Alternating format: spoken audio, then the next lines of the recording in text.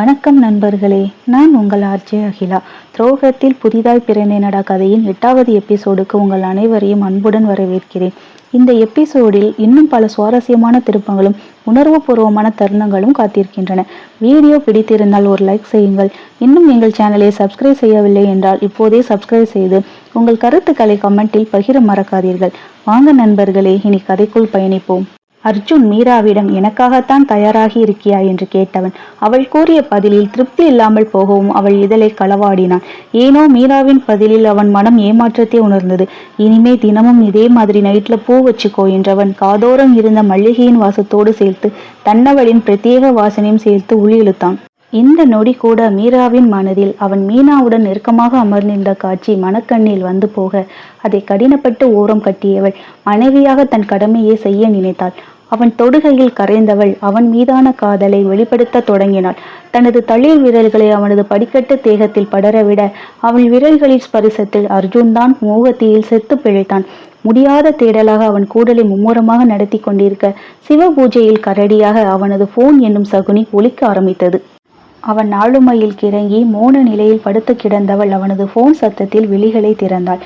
இரவு 9 மணியை கடந்திருக்க, யார் அது இந்த நேரத்துல என்று கடுப்பாக டேபிள் இருந்த போனை எக்கி எடுத்தவன் மீனாவின் நம்பரை பார்த்து புருவம் சுருக்கியவன் மனைவியின் கிறங்கிய வதனத்தை கண்டு சொக்கியவன் வந்த அழைப்பை கட் செய்துவிட்டு மீண்டும் மீராவிடம் தன் தேடலை தொடங்க உங்களை நிம்மதியாக விட்டு விடுவேனோ என்பது போல் அவனது போன் மீண்டும் அடித்து கொண்டே இருக்க, சை என்று சலித்து கொண்ட அர்ஜுன், இதோ வரேன் இருடி, ஆஃபீஸ் கால், ஏதோ இம்பார்ட்டன்ட் நினைக்கிறேன், ஒரே நிமிஷத்துல பேசிட்டு வந்துடுறேன், வெயிட் பண்ணு என்று மனைவியை சமாதானப்படுத்தியவன் இடுப்பில் டவலை கட்டியவன் போனை எடுத்துக்கொண்டு வெளியே சென்றான்.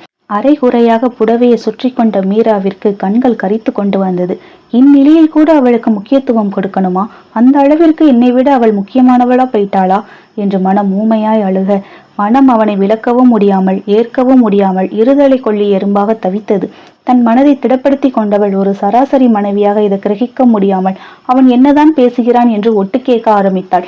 அங்கு அறைக்கு வெளியே வந்த அர்ஜுன் போனை கட்டுப்பாக அட்டன் செய்தவன், என்ன மீனா, இதுக்கு இந்த நேரத்துல கால் பண்ணியிருக்க, எதுவா இருந்தாலும் காலையில பண்ணி இருக்கலாம்ல என்று எரிச்சலோடு கேட்க, என்ன அர்ஜுன் இவ்வளோ கோபமா பேசுற, நான் தான் உனக்கு ஒரு சர்ப்ரைஸ் வச்சிருக்கேன்னு சொன்னேன்ல, அதை பத்தி சொல்லலாம் தான் கூப்பிட்டேன் என்று மீனா குலைவாக கூற, நீ எந்த சர்ப்ரைஸ் வச்சிருந்தாலும் பரவாயில்ல மீனா, அதை பத்தி காலையில பேசிக்கலாம், இப்ப என்ன தூங்க விடு என்று கோபமாக கத்தியவன் அவள் பதிலுக்கு கூட காத்திருக்காமல் போனை கட் செய்து விட்டான்.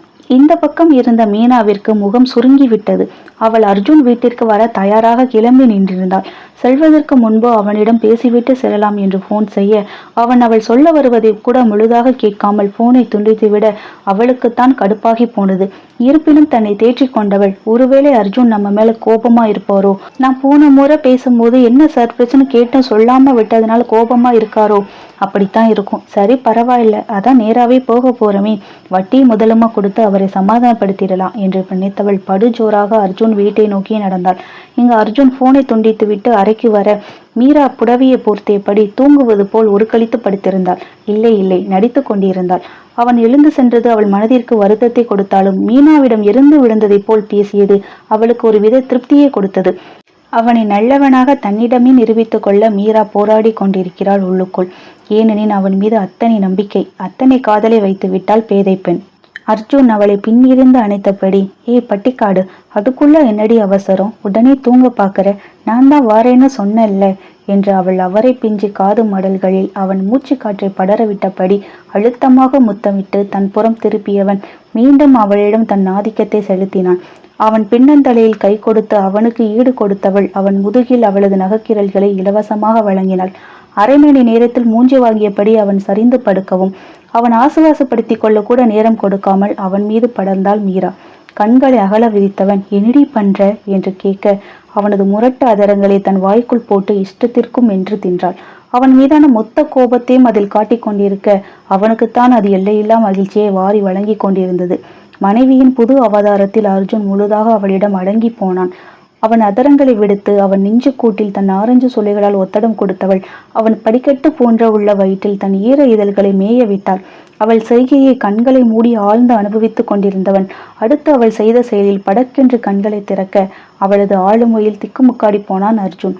அவன் இதழ்கள் தானாக மீரா மீரா என்று உச்சரிக்க, இதற்கு மேல் தன்னால் முடியாது என்று நினைத்த பெண்ணவளோ அவன் அருகிலேயே சோர்ந்து படுத்து விட்டாள். அவள் தலைக்கடியில் கை கொடுத்து தன் கை வளைவுக்குள் கொண்டு வந்த அர்ஜுன், மாமா மேல அவ்வளவு ஆசையாடி, இவ்வளவு நாள் ஏண்டி இதெல்லாம் பண்ணல? சும்மா சொல்லக்கூடாதடி, என்னை சொர்க்கத்தில் மிதக்க வச்சிட்ட இந்த சில நிமிடங்கள்ல என்ற முழு திருப்தியுடன் அர்ஜுன் அவளுக்கு பாராட்டு மடல் வாசிக்க, நீ இவ்வளவு சந்தோஷமா இருக்கக்கூடாதுடா என்பது போல் மீண்டும் அவனது போன் சினுங்கத் தொடங்கியது. யோசனையோடு மீண்டும் தன் போனை எக்கி எடுத்தவன் மீனாவின் நம்பரை கண்டு உண்மையிலேயே இந்த நொடி ஏகபோக எரிச்சல் அமர்க்கலமாக வந்து உட்கார்ந்தது அவன் மனதில். போனை கட் செய்து மீண்டும் டேபிளில் வைத்துவிட்டு, சொல்லுடி, நான் கேட்டதுக்கு நீ பதிலே சொல்லல, என் மேல உனக்கு அவ்வளவு இஷ்டமா என்று ஆர்வமாக கேட்க, மீனா அர்ஜுன் வீட்டிற்கு வந்தவள் அவன் வீட்டு கதவை சத்தமில்லாமல் திறக்க பார்க்க, அது திறக்காமல் போகவும் போன் செய்தும் அவன் எடுக்காமல் துண்டிக்க கோபத்தின் பற்களை கடித்தாள். இந்த நேரத்துல அவர் என்னதான் பண்றாரு? அவர் பொண்டாட்டி தான் ஊருக்கு போயிட்டால, அப்புறம் என்கிட்ட பேசுறதுக்கு என்னவா என்று மனதிற்குள் கருவி கொண்டவள் அவன் பெற்றும் இருக்கும் அரைப்பக்கம் நோக்கி வீட்டை சுத்தி நடக்கத் தொடங்கினாள். இங்கு அர்ஜுனின் கைவளைவில் இருந்த மீரா, என்னம்மா இப்படி கேட்குறீங்க? ஒரு பொண்டாட்டியா இந்த விஷயத்துல உங்களை நான் தானே திருப்திப்படுத்தணும். என் புருஷன் எதுக்காகவும் ஏங்கி போயிடக்கூடாது. எனக்காகவும் என் பிள்ளைகளுக்காகவும் கஷ்டப்படுற உங்களே சந்தோஷமா வச்சுக்க வேண்டியது என் பொறுப்பு தானே. நீங்க என்னதான் என்கிட்ட கோபப்பட்டு அடிச்சாலும் திட்டினாலும் இப்ப வரைக்கும் எனக்கு எந்த குறையும் இல்லாமல் நீங்க நல்லா தானே பாத்துக்கிறீங்க. என்னை தவிர வேற எந்த பெண்ணையும் ஏறெடுத்து பார்க்காமல் எனக்கு உண்மையா இருக்கிற உங்களுக்கு இதை கூட செய்யலனா எப்படி மாமா? நீங்க இதனால் என்னை ஐட்டம்னு நினைச்சாலும் பரவாயில்லை, விபச்சாரின்னு நினைச்சாலும் பரவாயில்லை என்று மீரா சொல்லவும் அர்ஜுனின் நெஞ்சில் சுருக்கென்று குத்தியது.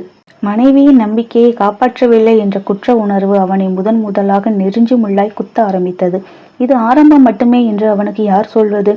ஏனோ மனதின் பாரம் கூடியதை போல் உணர்ந்தவன் அதை மனைவியின் தேக கூட்டின் கிடைக்கும் சுகத்தின் மூலம் சரி செய்து கொள்ள முயற்சித்தான். எங்கிருந்தடி இப்படியெல்லாம் பேச கத்துக்கிட்ட? என்ன வார்த்தை இதெல்லாம்? விபச்சாரி, அவிட்டம்னு இனியொரு முறை இப்படி சொன்ன என்றவன் அவள் இதழில் தண்டனை கொடுத்தான்.